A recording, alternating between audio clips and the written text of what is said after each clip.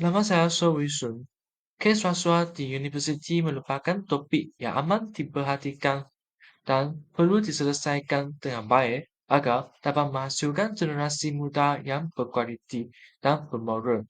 Sebagai perkenalan, perbuatan rasuah oleh pelajar kepada pensyarah sering berlaku demi mendapatkan keputusan cemerlang dalam akademik pada masa ini. Hal ini mungkin disebabkan oleh sistem peraturan universiti yang longgar dan tidak dikawal dengan tegas. Oleh itu, perbuatan rasuah seharusnya dihina dan diketepikan supaya tidak dianggap salah di sisi undang-undang. Hai, selamat pagi dan salam sejahtera. Nama saya Roshaina Dorinika Mok, memegang nombor matrik 82924. Dan hari ini saya akan memberitahu kepada anda semua apa itu faktor-faktor yang menyebabkan berlakunya rasuah di universiti. Mari kita ke bahagian slide. Okay, so yang pertama, sikap malas pelajar. Sikap malas pelajar untuk menyiapkan tugasan kerja khusus mereka. Mereka ingin mengambil jalan mudah. Oleh itu, untuk mendapatkan markah percuma, mereka rasa mereka boleh sahaja merasuah pensyarah mereka untuk mereka mendapatkan markah itu tanpa memerlukan apa-apa usaha. Selain itu, faktornya juga ialah tekanan kewangan. Tekanan kewangan ini banyak membelenggu pelajar-pelajar universiti, terutamanya orang yang mengambil sponsor yang mereka perlu bayar semula. Maksud saya pinjaman yang mereka perlu bayar seperti PT-PTN. Oleh itu, mereka merasakan sekiranya mereka menggadaikan atau merisikokan diri gagal dalam kursus ini, itu akan memberikan mereka lagi banyak kerugian daripada mereka rugi sedikit saja dengan merasuah pensyarah. Oleh itu, disebabkan tekanan kewangan ini memaksa dan mendesak mereka untuk menggunakan jalan yang kotor. Saya Muhammad Fadli Zilikram, bernomor metrik 81912 akan menerangkan tentang faktor-faktor berlakunya rasuah dalam universiti.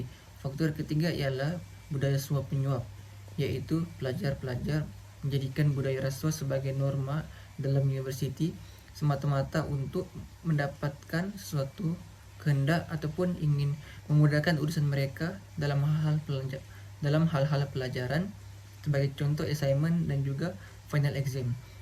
Faktor keempat yaitu kekurangan kesadaran etika dalam kalangan pelajar, yaitu pelajar-pelajar masih kurang nilai kesadaran tentang keburukan melakukan rasuah yang akan merusakkan masa depan mereka.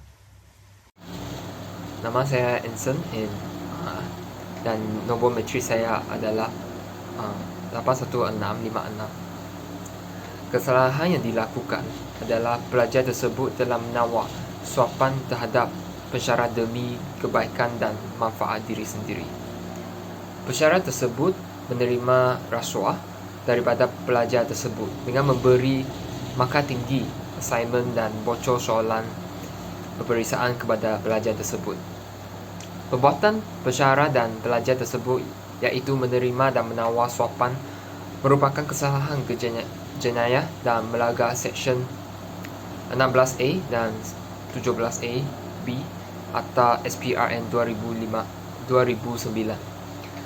Pensyarah tersebut akan dipenjarakan dan didenda wang yang banyak, dan pelajar tersebut mungkin akan dibuang oleh universiti.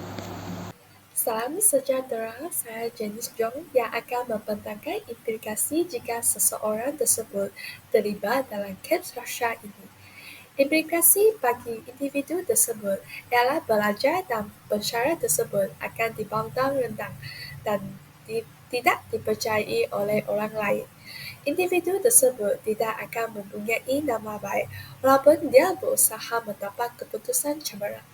Selain itu, implikasi bagi organisasi ialah nama baik universiti tersebut akan terjejas walaupun terdapat keberhasilan dalam bidang lain. Terima kasih. Hai, saya akan membincangkan tentang implikasi terhadap organisasi dan juga negara. Yang pertama, tentang organisasi, antara implikasinya adalah akan berlaku kurangnya inovasi dan integriti di dalam sesebuah organisasi seperti universiti yang sepatutnya mempunyai tingkat integriti yang tinggi dan bukanlah sebaliknya. Selain itu, terdapat juga gangguan dalam pembangunan akademi itu sendiri bagi organisasi pendidikan. Seterusnya kita akan membincangkan tentang implikasi terhadap negara. Antaranya adalah imej pada negara di peringkat antarabangsa akan dipengaruhi dengan anasir yang tidak baik dan akhir sekali akan menurunkan daya saing di peringkat global. Terima kasih.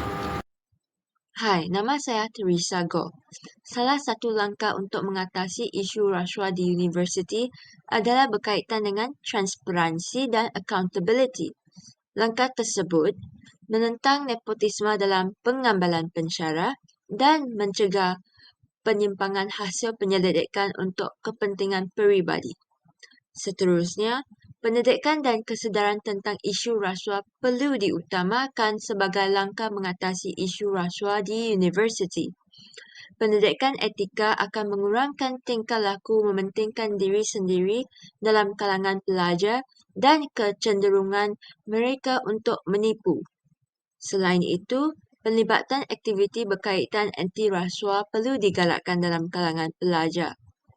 Mereka perlu melibatkan diri dalam aktiviti pada peringkat antarabangsa seperti Hari Anti Rasuah Antarabangsa untuk menyampaikan komitmen terhadap ketulusan. Hai, saya Airin dan saya akan sambung untuk langkah-langkah mengatasi isu rasuah di universiti. Langkah yang seterusnya ialah penerapan nilai murni di peringkat awal dalam kalangan masyarakat. Ibu bapa memainkan peranan yang penting dalam menjadi teladan yang baik dan mendidik anak-anak sejak kecil lagi demi membentuk sikap anti rasuah dalam jati diri mereka. Bak kata pepatah, melentur buluh biarlah dari rebungnya.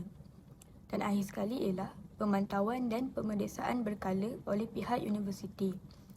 Pihak yang terbabit perlulah melakukan pemeriksaan dan pemantauan secara berkala terhadap proses-proses pentadbiran kewangan dan urus tadbir universiti untuk mengesan dan mencegah sebarang amalan rasuah daripada berleluasa.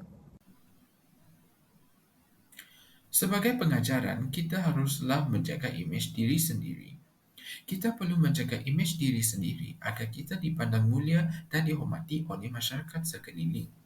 Kita perlu mengelakkan diri daripada melakukan rasuah supaya perkara yang tidak diingini tidak akan berlaku pada diri kita. Dan kita perlu mencapai kejayaan melalui cara atau saluran yang betul. Kita perlu berusaha diri sendiri dan bersikap rajin dalam memperoleh sesuatu kejayaan dengan cara yang betul agar kita dapat merasai kejayaan yang sebenar pada diri kita. Sebagai kesimpulan, rasuah dihina, maruah dibina. Sikap dan fikiran seseorang yang baik dapat memastikan diri tidak terlibat dalam kes rasuah.